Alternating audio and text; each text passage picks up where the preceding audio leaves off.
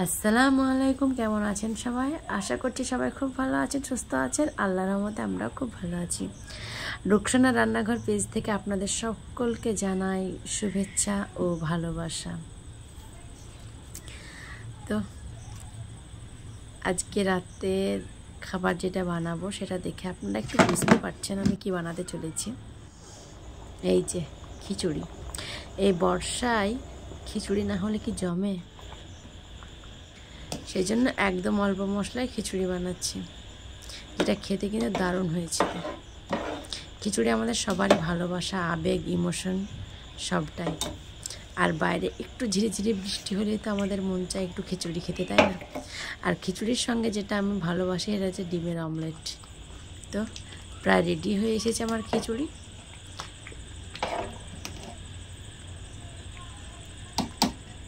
আপনারা কে কে খেলেন একটু কমেন্ট করে কিন্তু জানাবেন, কারণ বাঙালি তো বৃষ্টি হলে খিচুড়ি খাওয়ার দিন।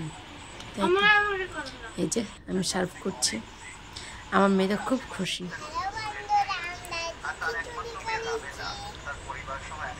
কে করেছে? তুমি না আমি?